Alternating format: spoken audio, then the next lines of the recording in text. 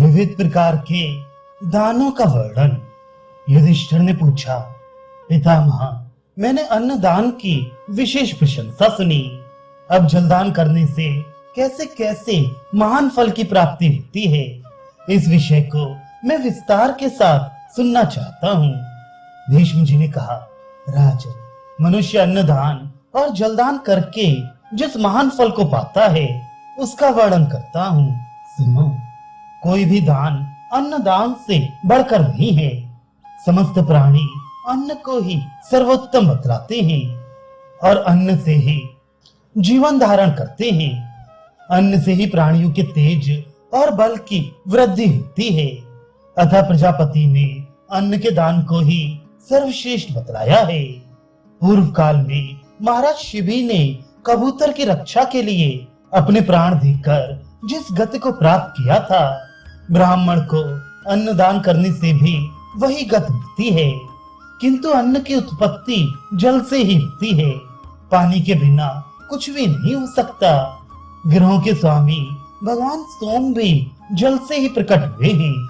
अमृत, सुधा, स्वधा, अन्न, औषधि, तृण और लताएं भी जल से ही उत्पन्न होती हैं, जिनसे देहधारियों के प्राणों की पुष्टि होती है। देवताओं का अन्न अमृत, नागों का अन्न सुधा, पितरों का अन्न स्वधा और पशुओं का अन्न तृण, लता आदि है। मनीषी पुरुषों ने अन्न को ही मनुष्यों का प्राण बतलाया है।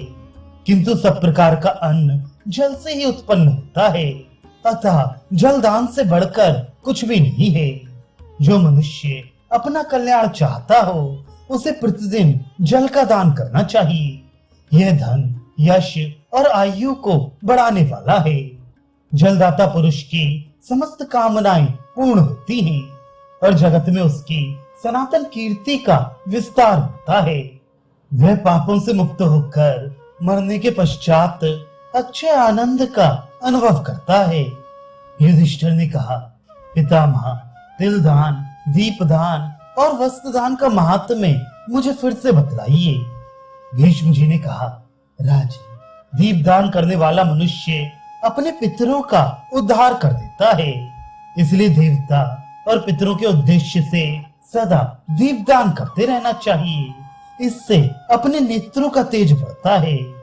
रत्न दान का भी बहुत बड़ा पुण्य बतलाया गया है। जो ब्राह्मण दान में रत्न लेकर उसे बेचकर यज्ञ करता है, उसके लिए वह प्रतिग्रह भयदायक नहीं होता। यदि ब्राह्मण किसी दाता से रत्न दान में लेकर उसे ब्राह्मण को बांट देता है, तो उस दान के देने और लेने वाले दोनों को ही अक्षय पुण्य होता है।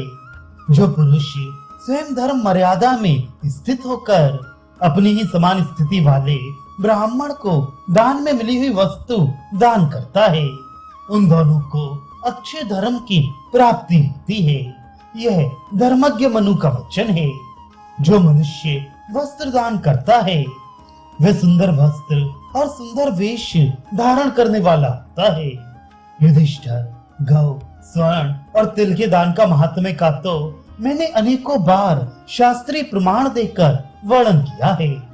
युधिष्ठिर ने कहा, दादाजी, आप दान की उत्तम विधि का फिर से वर्णन कीजिए, जिस दान को सभी लोग कर सकते हो तथा वेदों में जिसका वर्णन किया गया हो उसकी व्याख्या कीजिए। भीष्म जी ने कहा, युधिष्ठिर, गाय, भूमि और सरस्वती, इन तीनों का एक ही नाम है, गौ। एक नाम वाली इन तीनों वस्तुओं का दान करना चाहिए। इन तीनों के दान का समान ही फल है। ये तीनों ही मनुष्य की संपूर्ण कामनाएं पूर्ण करने वाली हैं। जो ब्राह्मण अपने शिष्य को वेदवाणी सरस्वती का उपदेश करता है वह भूमि दान और गोदान के समान फल का भागी होता है। इसी प्रकार गोदान की भी प्रशंसा की गई है। गोदान से बढ़कर कोई दान नहीं है, उसका फल बहुत शीघ्र मिलता है। गौएं संपूर्ण प्राणियों की माता कहलाती हैं। वे सबको सुख देने वाली हैं। अपना अभ्युदय चाहने वाले मनुष्य को सदा गौओं की प्रदक्षिणा करके चलना चाहिए। गौओं को लात ना मारे। गौओं के बीच में से होकर ना निकले। वे मंगल की आधारभूत देवियां हैं, उनकी सदा ही पूजा करनी चाहिए। बुद्धिमान पुरुष को उचित है कि जब गौएं स्वच्छंदता पूर्वक चल रही हों अथवा किसी सूने स्थान में बैठी हों तो उन्हें तंग ना करे। गौएं प्यास से पीड़ित होकर जब अपने स्वामी की ओर देखती हैं और वह उन्हें पानी नहीं पिलाता तो उसका बंधु बांधवों सहित नाश हो जाता है।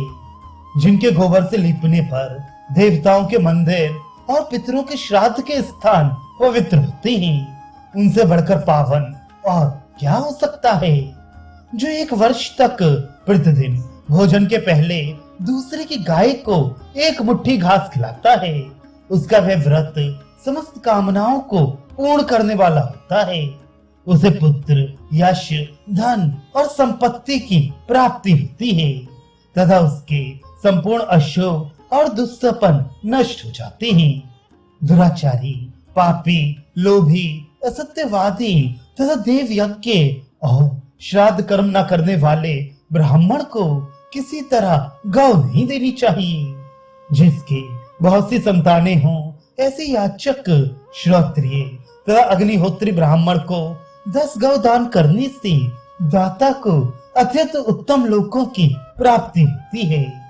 जो जन्म देता है, जो भय से बचाता है तथा जो जीविका देता है, वे तीनों ही पिता के तुल्य हैं। इसलिए वेदांत निष्ठ, बहुज्ञ, ज्ञानी, जितेंद्रिय, शिष्ट, यत्नशील, प्रियवादी, भूख से पीड़ित होने पर अनुचित कर्म ना करने वाले, मृदुल, शांत, अतिथि प्रेमी, सब पर समान भाव रखने वाले और स्त्री पुत्र आदि कुटुंब से युक्त ब्राह्मण की जीविका का अवश्य प्रबंध करना चाहिए।